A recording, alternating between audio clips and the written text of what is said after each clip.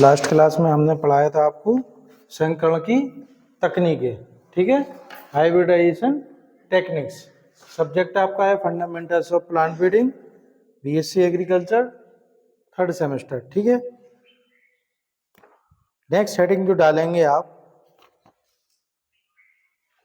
Step of hybridisation.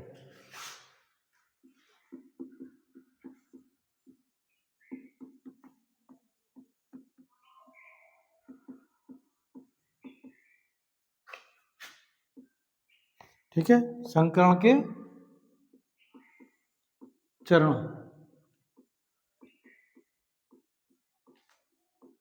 ठीक है, लिखिए इसमें संकरण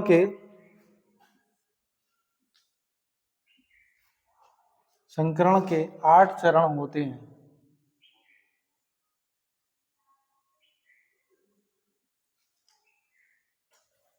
जो निम्नलिखित इस प्रकार है, जो निम्नलिखित इस प्रकार है। ठीक है, बारी बारी से इनको लिखेंगे। प्लानिंग,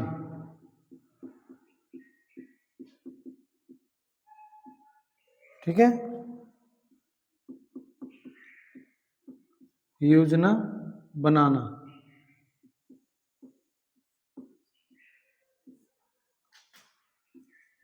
सेकंड है आपका सिलेक्शन ऑफ पेरेंट्स,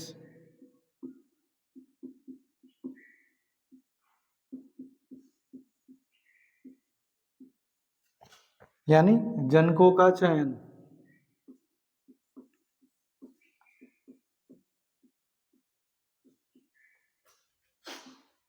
थर्ड है आपका एवोल्यूशन ऑफ पेरेंट्स,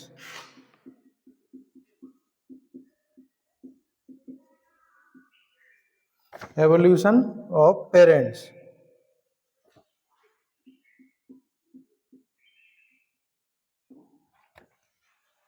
जनकों का मूल्यांकन,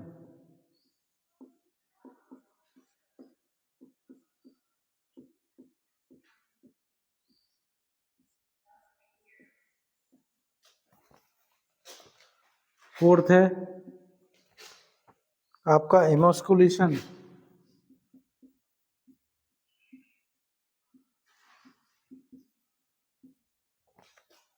विपंसन, विपुंसन।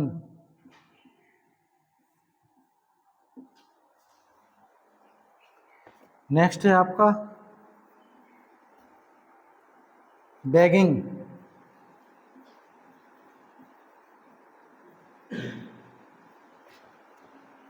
यानी थैली लगाना।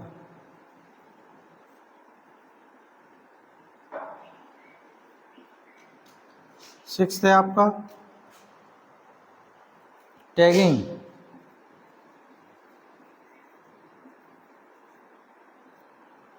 यानी टैग लगाना।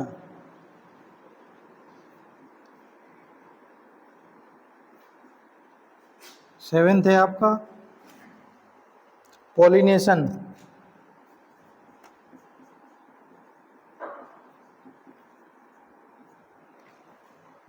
यानी कृत्रिम परागण।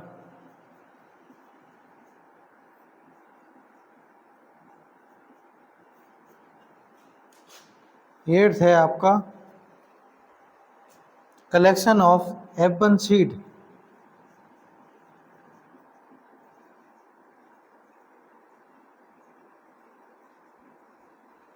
F1 सीड्स,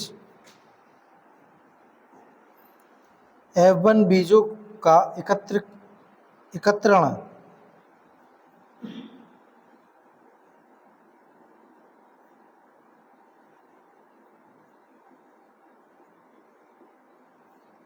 यानी F1 बीजों को एकत्र करना। ठीक है, ये 8 स्टेप हैं। ठीक है, बारी बारी से इन पे डिस्कशन करेंगे।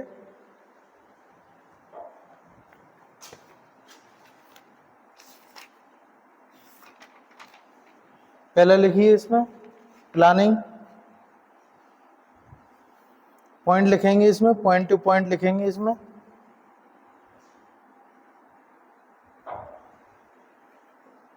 पहला पॉइंट लिखेंगे इसमें, संकरण का मुख्य उद्देश्य नई किस्म का विकास करना है। संकरण का मुख्य उद्देश्य क्या है? नई किस्म का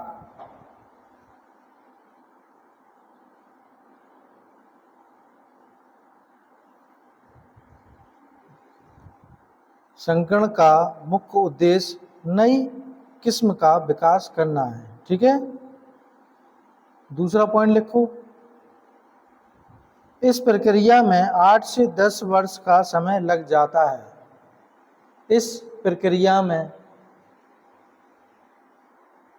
8 से 10 वर्ष का समय लग जाता है।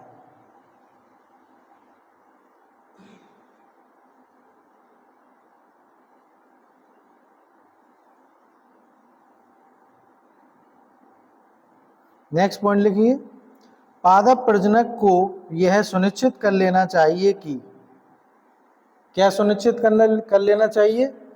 ABC लिखेंगे, इसमें सब पॉइंट लिखेंगे,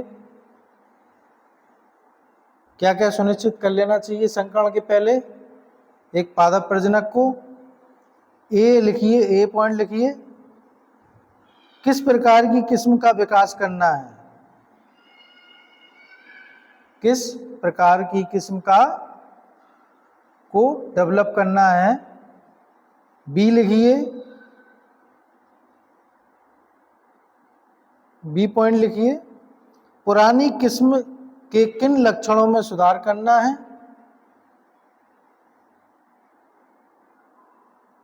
पुरानी किस्म के किन लक्षणों में सुधार करना है। सी पॉइंट लिखिए, इसी में कौन से रोग व कीट रोधी, कौन से रोग व कीट रोधी जीनों का उपयोग करना है।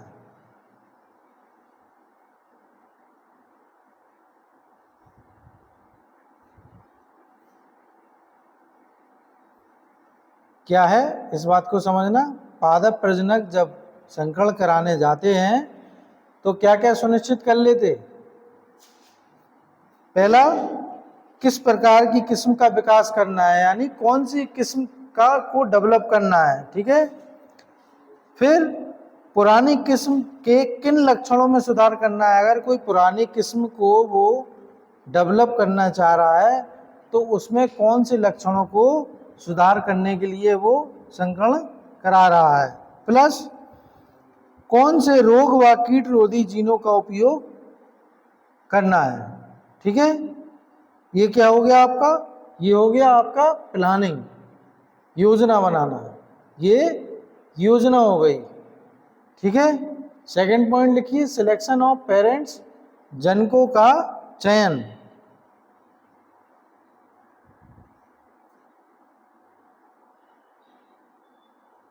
लिखिए इसमें पहला पॉइंट, जिन लक्षणों में सुधार करना है, जिन लक्षणों में सुधार करना है,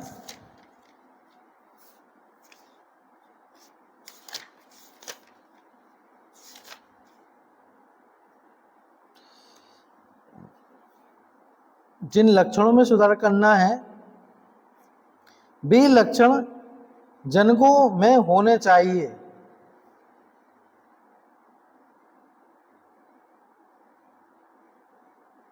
यानी जिन कैरेक्टर्स को ठीक करना है वो उनके क्या है, उनके पेरेंट्स में होना चाहिए, तभी वो करेक्ट हो पाएंगे, तभी वो करेक्शन कर पाएंगे। ठीक है ना। सेकंड पॉइंट लिखिए, जिस क्षेत्र के लिए किस्म तैयार करनी है, जिस क्षेत्र के लिए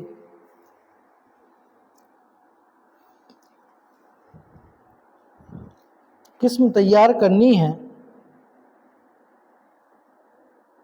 उस क्षेत्र में जनक अच्छी तरह से अनुकूलित होने चाहिए।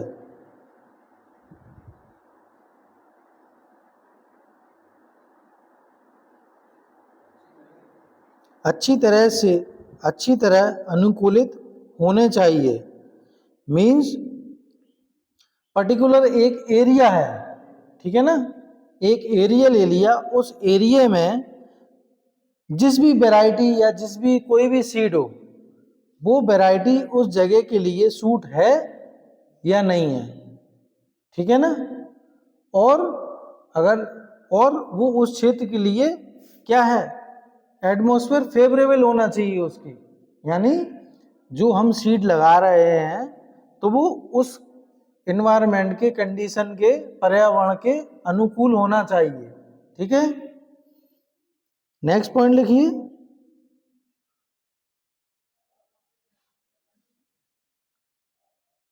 जनकों में उच्च संयोजन क्षमता होनी चाहिए। जनकों में उच्च संयोजन क्षमता होनी चाहिए, ठीक है। ये हो गया आपका सिलेक्शन ऑफ पेरेंट्स, जनकों का चयन, ठीक है। तीसरा पॉइंट यहां पे लिखेंगे हम, एवोल्यूशन ऑफ पेरेंट्स, जनकों का मूल्यांकन।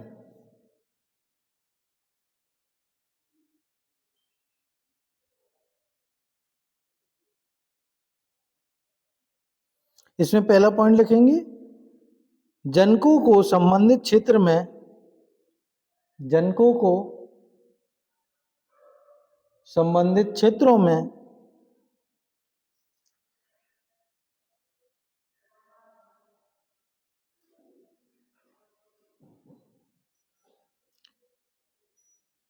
एक से लेकर 2 वर्षों के लिए, 1-2 वर्षों के लिए उगाकर उनका निष्पादन अर्थात कोष्टक में लिखिएगा, अर्थात परफॉर्मेंस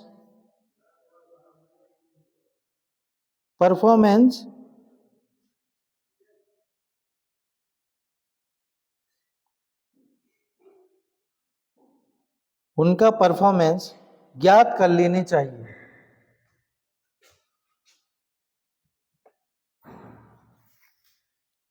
नेक्स्ट पॉइंट लिखिए, मूल्यांकन में निम्न गुणों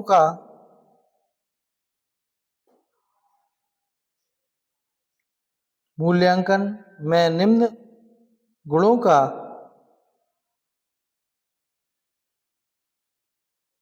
सूक्ष्म निरीक्षण करते हैं, सूक्ष्म निरीक्षण करते हैं।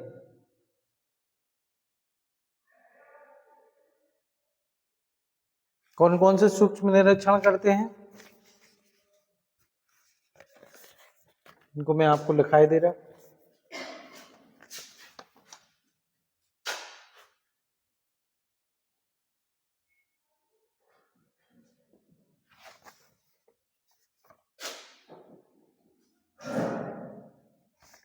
पहला है एडप्टेशन,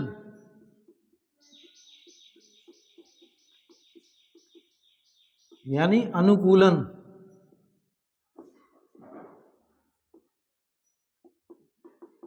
सेकंड है आपका डिसीज रेजिस्टेंस,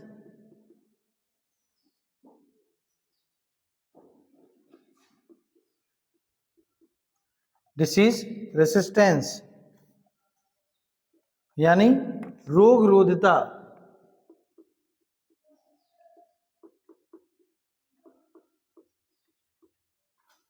थर्ड है इसमें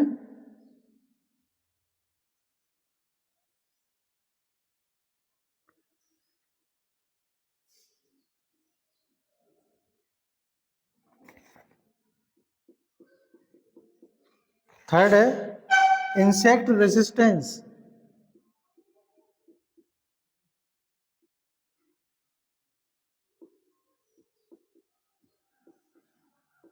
यानी कीट रोधता।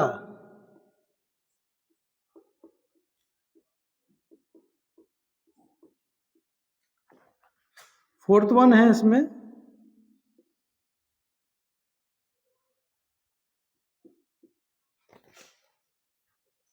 फिजिकल मिक्सचर,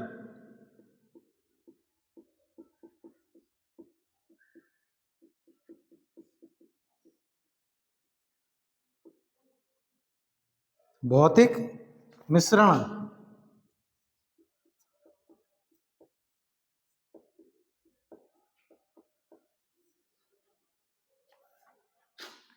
फिफ्थ वन है कंबाइनिंग एबिलिटी,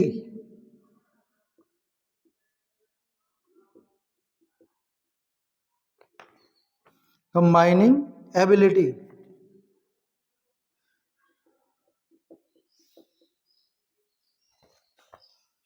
यानी संयोजन क्षमता।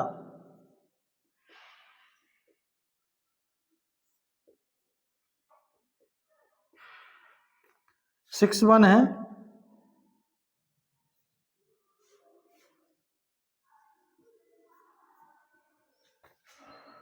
सेग्रीगेशन,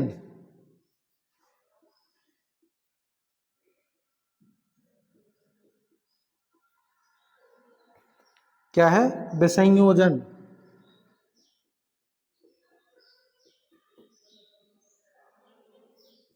विसंयोजन,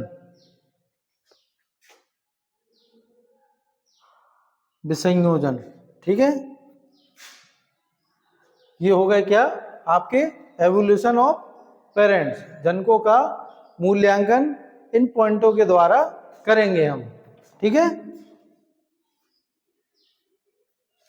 इन पॉइंट के द्वारा हम लोग जो पेरेंट्स हैं उनका एवोल्यूशन करेंगे, ठीक है। नेक्स्ट लिखेंगे आप एमेस्कुलेशन,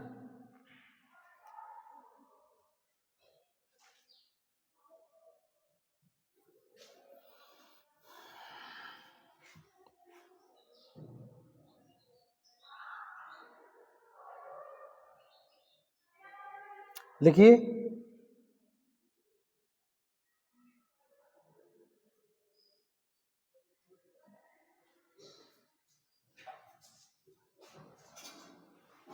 नेक्स्ट लिखेंगे आप एमेस्कुलेशन, ठीक है।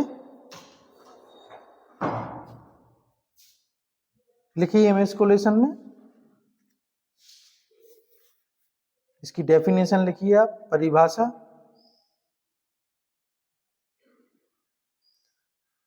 परागकणों के परिपक्व होने से पहले, यानी मैच्योर होने से पहले,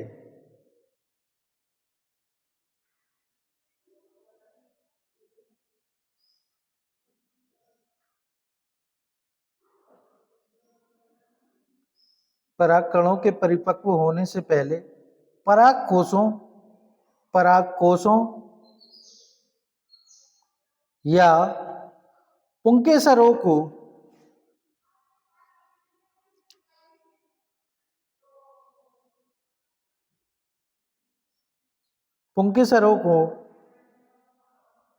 किसी द्विलिंगी पुष्प से निकाल देना ही, किसी द्विलिंगी यानी बाइसेक्सुअल फ्लावर, द्विलिंगी पुष्प से निकाल देना ही एमेस्कुलेशन कहलाता है,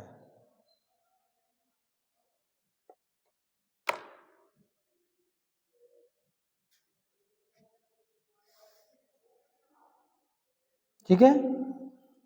नेक्स्ट इसमें नेक्स्ट पॉइंट लिखिए।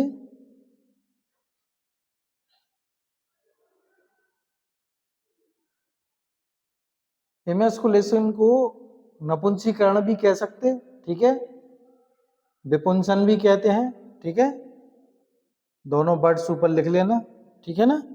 नेक्स्ट लाइन, नेक्स्ट पॉइंट लिखिए इसमें। स्वपरागत फसलों में संकरण करने के लिए, स्वपरागत फसलों में संकरण करने के लिए यानी सेल्फ पॉलिनेटेड क्रॉप्स में संकरण हाइब्रिडाइजेशन करने के लिए नपुंसकीकरण या एमेस्कुलेशन करना आवश्यक होता है।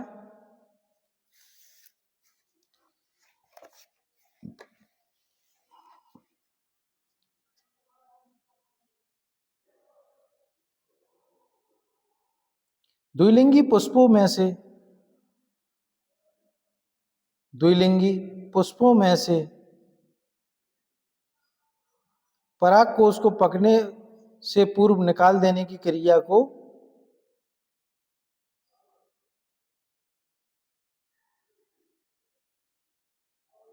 परागकोश को पकने से पूर्व निकाल देने की क्रिया को नपुंसकीकरण कहते हैं या एमस्कुलेशन कहलाती है।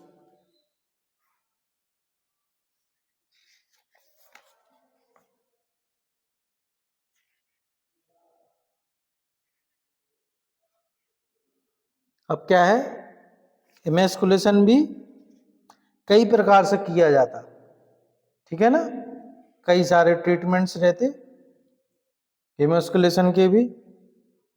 हैंड एमस्कुलेशन भी रहता है, हॉट एंड कोल्ड वाटर एमस्कुलेशन भी रहता है, केमिकल एमस्कुलेशन रहता है, और यूज ऑफ मेल स्टेरिलिटी नरबंधता का प्रयोग भी किया जाता है। तो इसमें पहले लिखेंगे हम हैंड एमस्कुलेशन, ठीक है।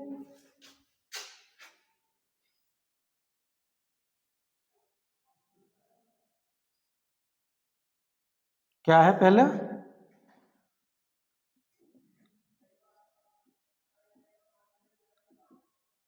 हैंड एमस्कुलेशन यानी हाथ से नपुंसकीकरण, लिखिए।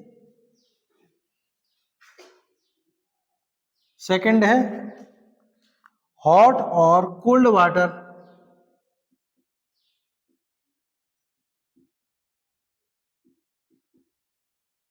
एमस्कुलेशन, ठीक है।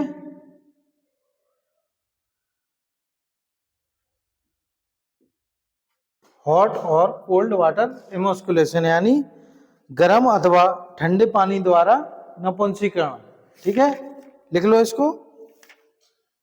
थर्ड है इसमें केमिकल एमस्कुलेशन,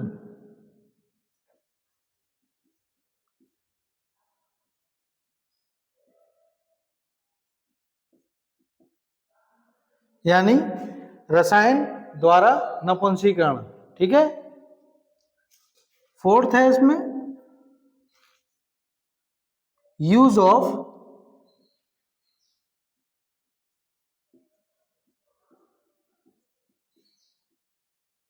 मेल स्टेरिलिटी, यानी नरबंधता का प्रयोग भी किया जाता है, ठीक है। पहला लिखिए इसमें हैंड एमस्कुलेशन में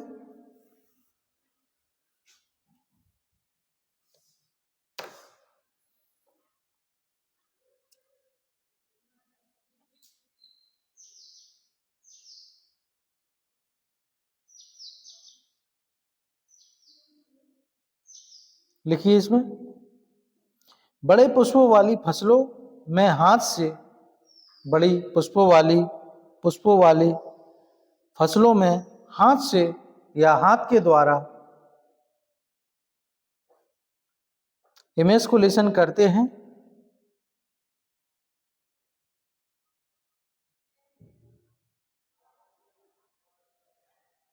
जैसे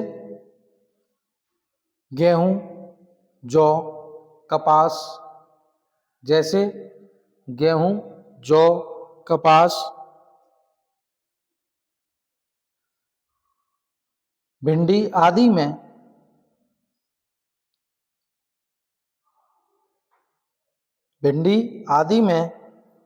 एमस्कुलेशन के लिए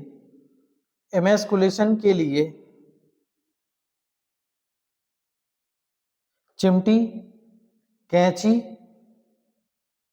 सुई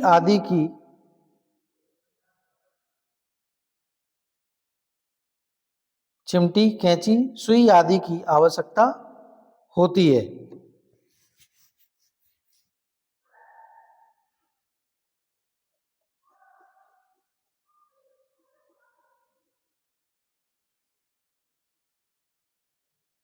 नेक्स्ट पॉइंट लिखिए इसी में, जब वर्तिकाग्र जब वर्तिकाग्र यानी स्टिग्मा, वर्तिकाग्र को क्या बोलते? स्टिग्मा, ध्यान रखना, ठीक है। वर्तिकाग्र परागकण ग्रहण करने की अवस्था में, जब वर्तिकाग्र परागकण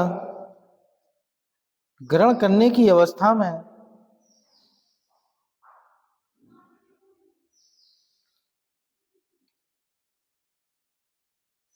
आने वाली होती है,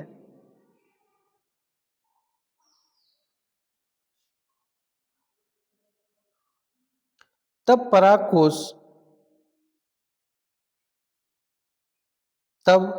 तथा परागकोश कच्चे होते हैं,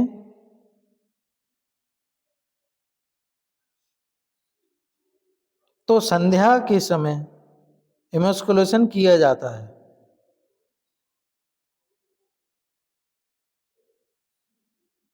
तो संध्या के समय इमस्कुलेशन किया जाता है, क्योंकि उस समय वर्तिकाग्र की पराग ग्रहण करने की क्षमता बहुत कम होती है।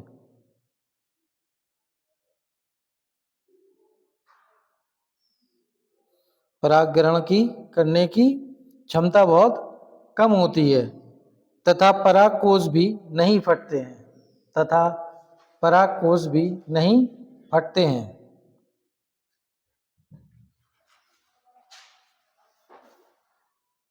अब लिखिए नेक्स्ट, हॉट और कोल्ड वाटर इमस्कुलेशन, यानी गर्म अथवा ठंडे पानी द्वारा नपुंसकीकरण या इमस्कुलेशन या विपंसन।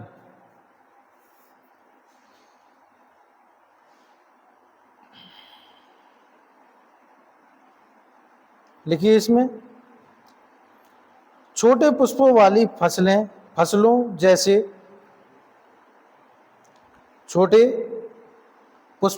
फसलों जैसे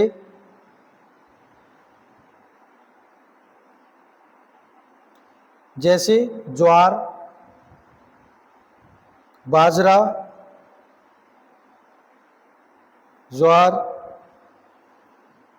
बाजरा आदि में हाथ से नपुंसकीकरण करना अति कठिन होता है,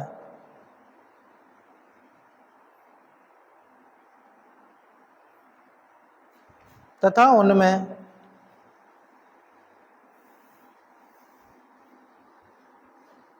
उनमें हाथ से इमस्कुलेशन करने से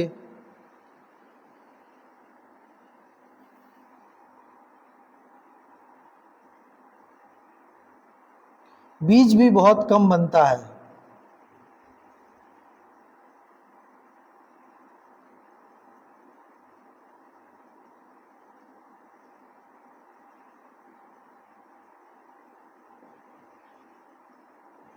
इन फसलों में जनन अंगों की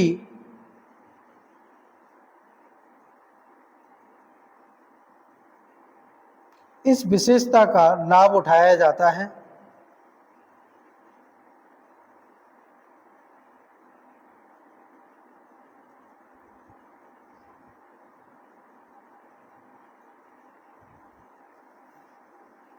अतः इन फसलों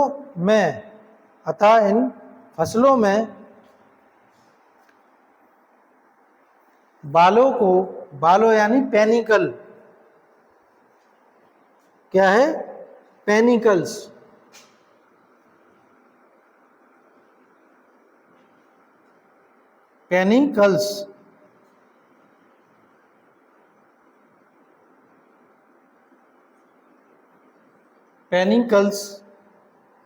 को 40 से 44 डिग्री सेल्सियस गर्म पानी में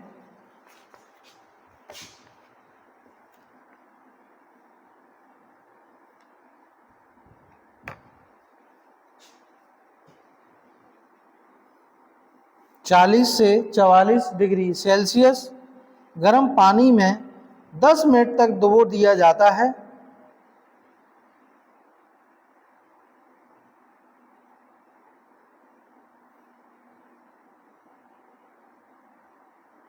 डुबो दिया जाता है जिससे सारे पराग कणों की जैविकता समाप्त हो जाती है, जिससे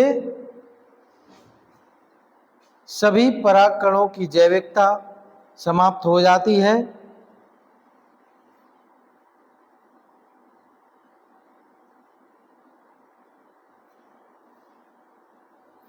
परंतु वर्तिकाग्र की पराग ग्रहण करने की क्षमता परंतु वर्तिकाग्र की पराग ग्रहण करने की क्षमता वैसी ही बनी रहती है।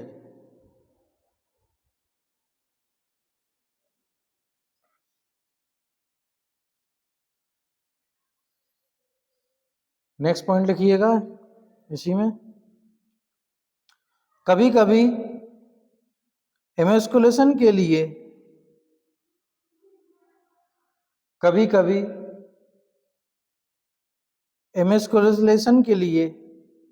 पेनिकल को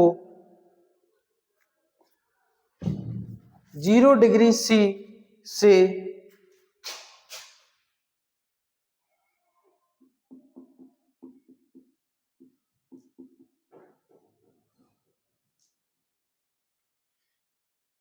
0 डिग्री सी से 3 डिग्री सेंटीग्रेड ठंडे पानी में रखा जाता है।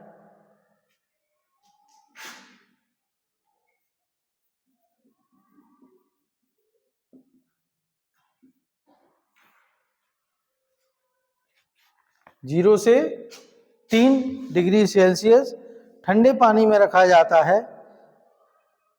इस तापमान पर भी पराग कणों की जैविकता समाप्त हो जाती है।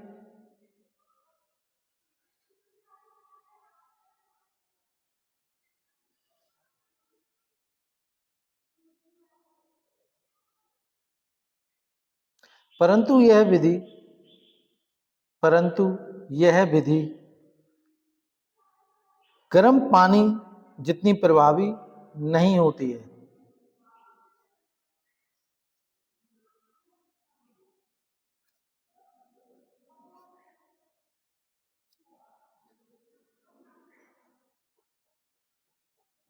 नेक्स्ट लिखिए केमिकल एमस्कुलेशन।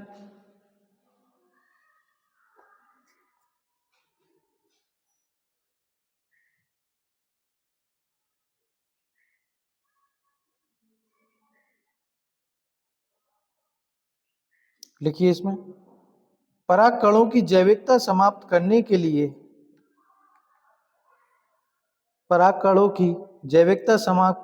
लिए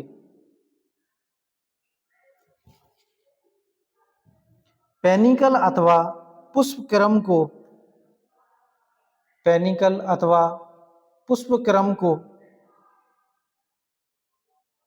थोड़ी देर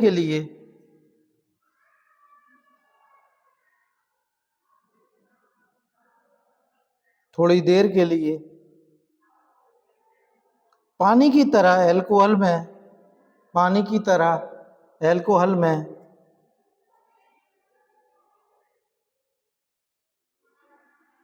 डुबो दिया जाता है।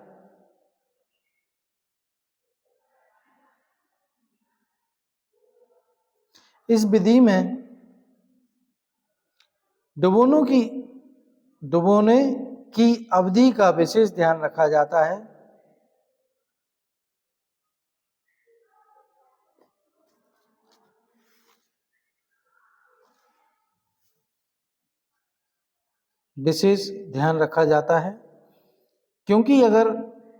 क्योंकि यदि निश्चित अवधि से अधिक समय तक क्योंकि यदि निश्चित अवधि से अधिक समय तक डुबो दिया जाए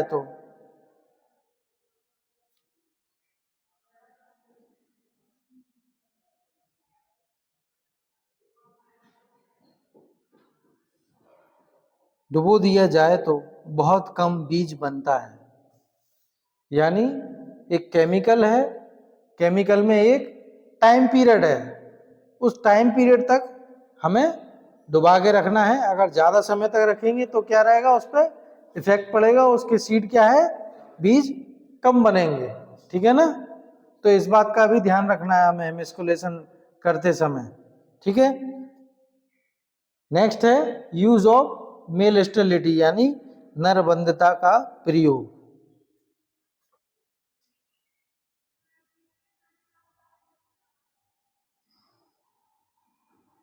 लिखिए इसमें, कुछ फसलों में नरबंधता के प्रयोग से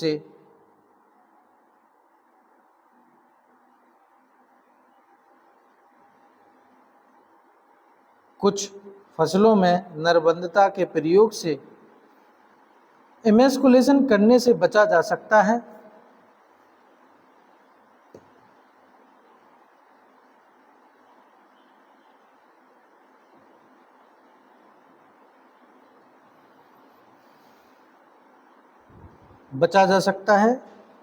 क्योंकि नरबंध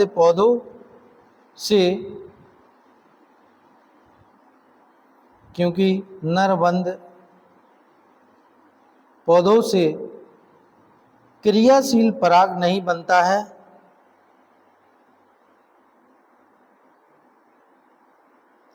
तथा उनमें स्वपरागण नहीं होता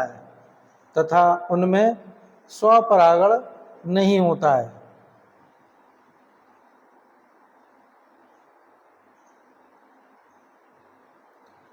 वंध्यता आनुवांशिक अथवा, एक मिनट, क्या लिखा आपने, क्रियाशील पराग नहीं होता है तथा उनमें स्वपरागण नहीं होता है। लिखिए, वंध्यता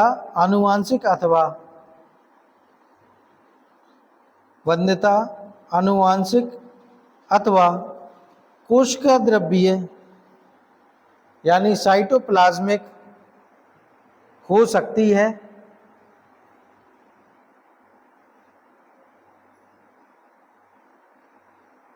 नरबंधता को कुछ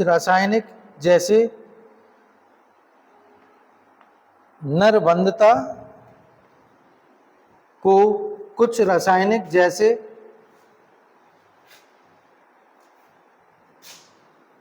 जैसे 2,4-D, 2,4-D, NAA and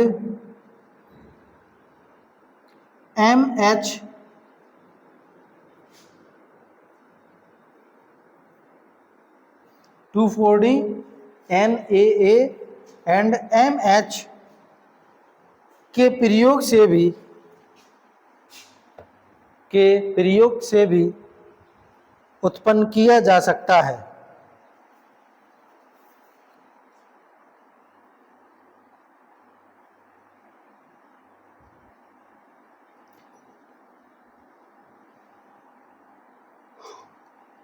next point लिखो इसमें, एमेस्कुलेशन का मुख्य उद्देश्य स्वपरागण को रोकना है।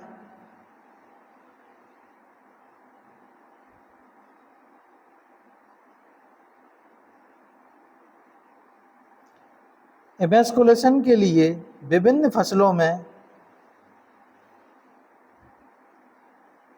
विभिन्न विधियों का उपयोग किया जाता है।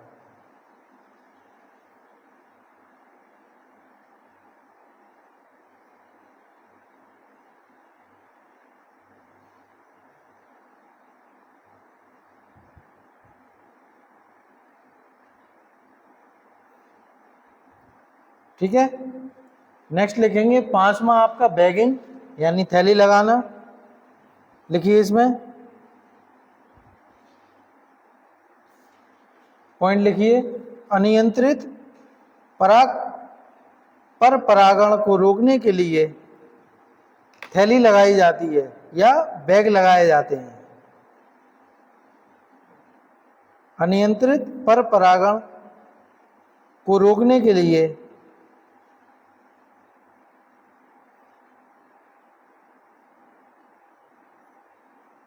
बैग लगाए जाते हैं। नेक्स्ट पॉइंट लिखिए,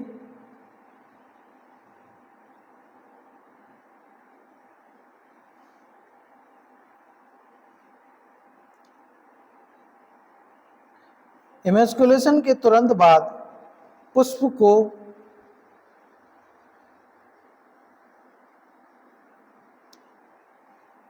इमेस्कुलेशन के तुरंत बाद पुष्प को बैग में बंद करके धागे की सहायता से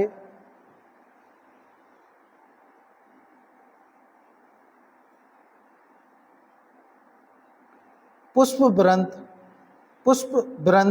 या पुष्पावली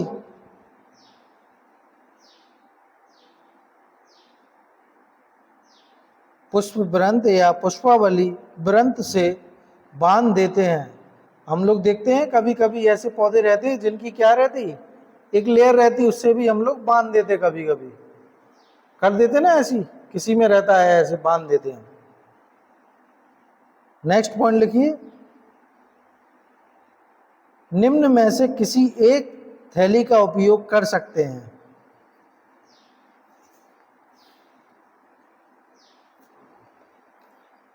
अब इसमें कौन कौन सी थैली का उपयोग कर सकते हैं हम लोग?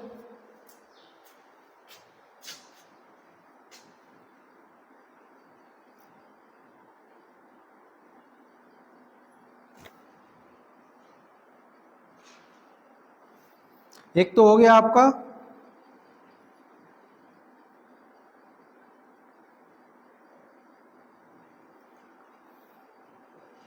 पेपर बैग,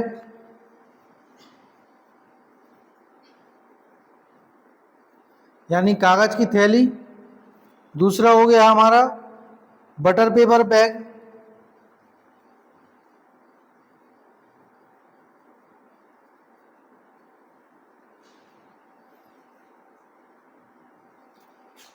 यानी नवनीत पत्र की थैली। बटर पेपर यानी नवनीत पत्र की थैली। तीसरा है vegetable parchment bag,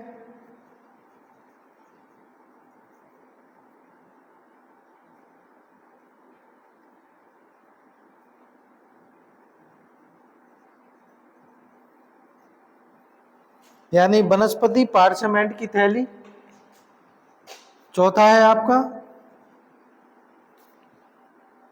thin cloth bag,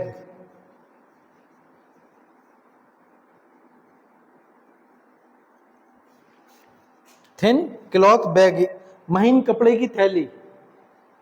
ठीक है, महीन कपड़े की थैली।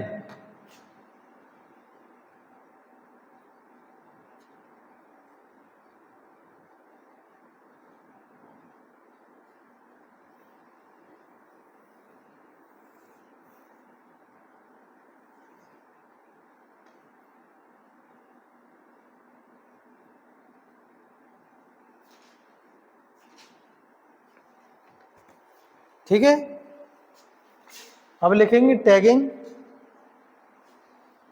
टैगिंग यानी टैग लगाना।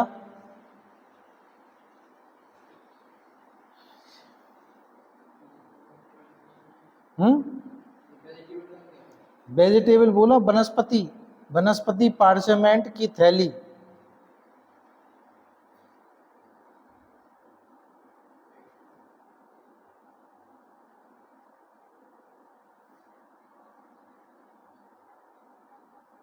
लिखिए टैगिंग।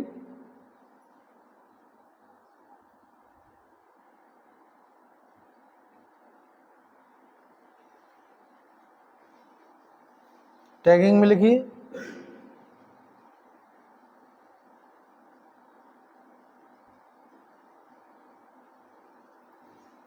विपुंसित पुष्प के वृंत पर, यानी इमेस्कुलेशन हुए पुष्प पर, पुष्प के वृंत पर कागज का टैग, एक टैग बांध देते हैं, एक टैग बांध देते हैं।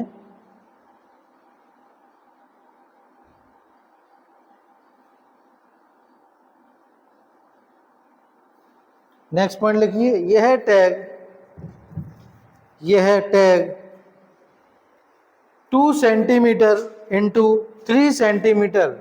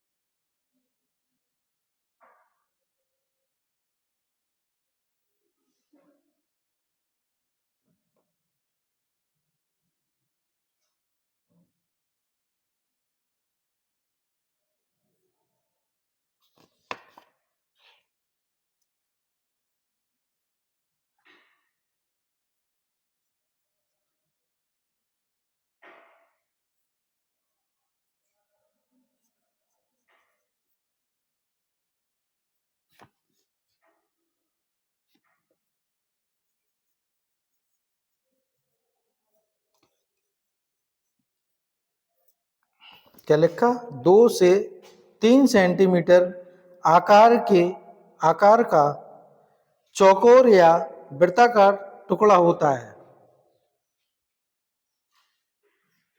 देखो, चौकोर ये हो गया और ये हो गया वृत्ताकार।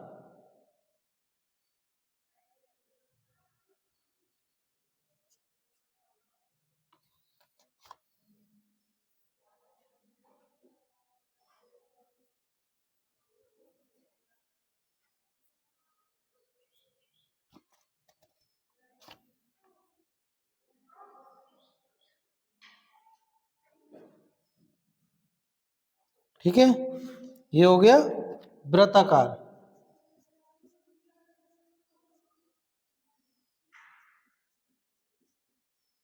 टैग क्या लिखा आपने, यह टैग 2 सेंटीमीटर इंटू 3 सेंटीमीटर आकार का चौकोर या वृत्ताकार टुकड़ा होता है। ठीक है, इसको बना लेना है ये डायग्राम को।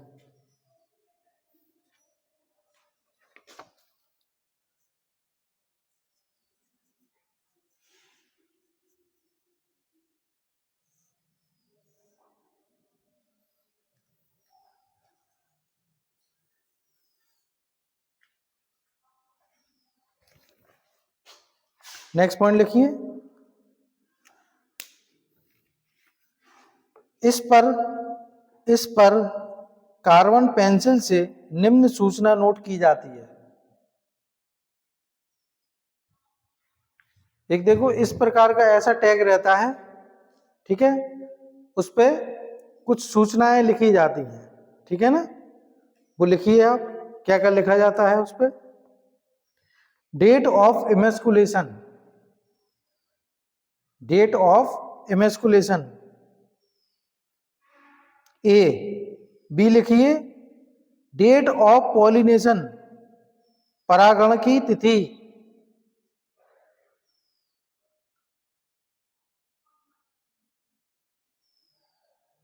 परागण की तिथि। सी लिखिए, नर व मादा जनकों के नाम।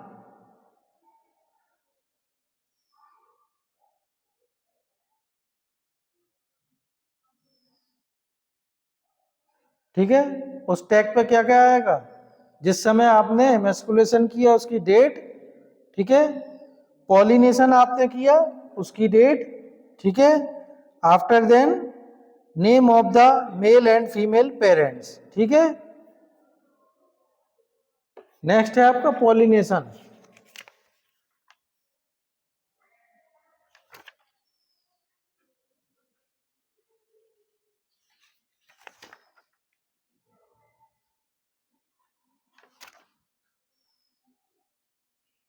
लिखिए पहला पॉइंट लिखिए इसमें,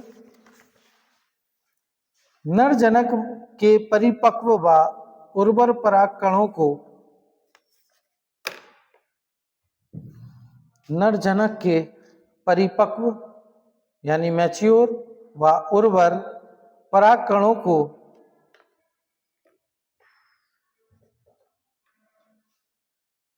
विपुंसित या एमस्कुलेटेड मादा पुष्पों के एमस्कुलेटेड फीमेल फ्लावर्स के स्टिग्मा तक पहुंचाने की प्रक्रिया को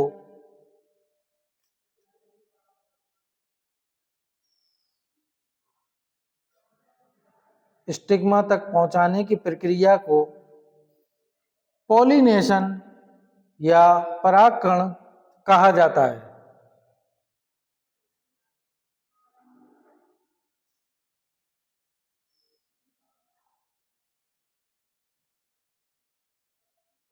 ठीक है, नेक्स्ट लिखिए, एमस्कुलेशन के अगले दिन, एमस्कुलेशन के अगले दिन प्रातःकाल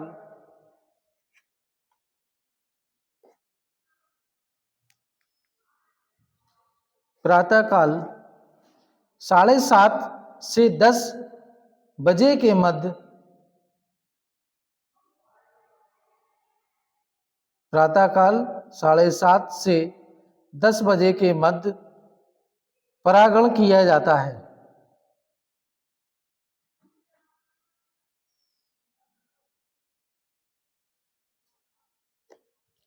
परागण किया जाता है। नेक्स्ट पॉइंट लिखिए,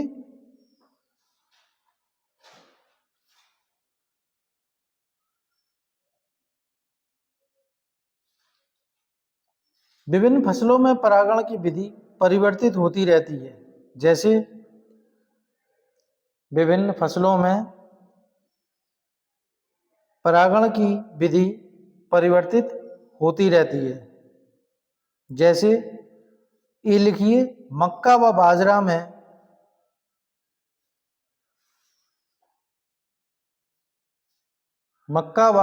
में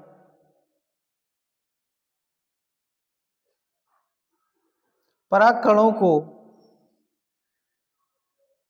मादा पुष्प क्रम पर छिड़कते हैं।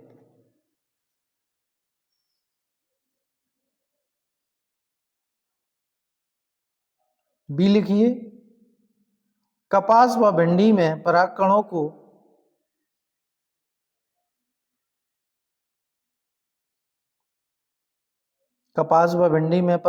को ब्रश द्वारा स्टिग्मा पर डालते हैं। सी लिखिए, जौ व गेहूं में फटने वाले पराग कोषों को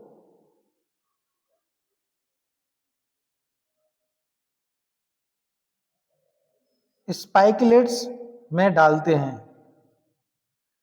स्पाइकलेट्स माने समझ रहे हैं आप, जो उसकी ऊपर की वो निकलती है ना ऐसी डंडी, ऐसे ऐसे निकलते, उसमें लगे रहते हैं अलग अलग। गेहूं और जौ अलग अलग रहता है, देखा है कभी आपने?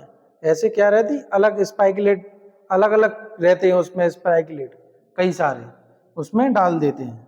ठीक है, अब नेक्स्ट लिखिए 8, कलेक्शन ऑफ एफ1 सीड।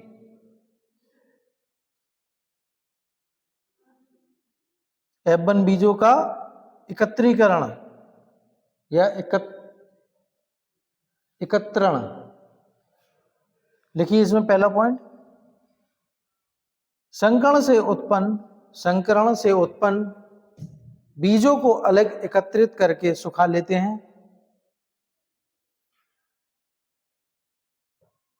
संकरण से उत्पन्न बीजों को अलग एकत्रित करके सुखा लेते हैं।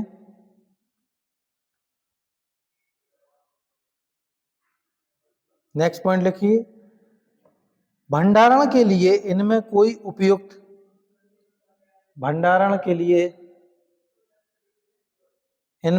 उपयुक्त कीटनाशी मिला देना चाहिए,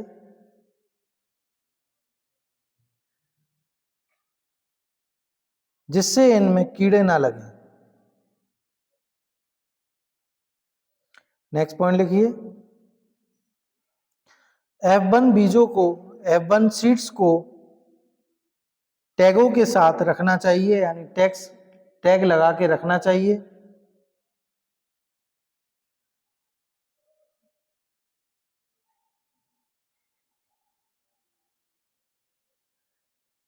नेक्स्ट पॉइंट लिखिए, भौतिक मिश्रण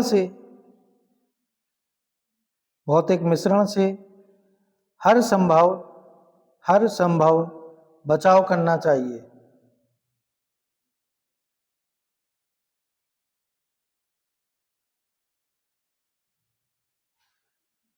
ठीक है, ये आपके क्या हो गए स्टेप्स ऑफ हाइब्रिडाइजेशन, संकरण के चरण, और ये आपकी हो गई हाइब्रिडाइजेशन टेक्निक्स।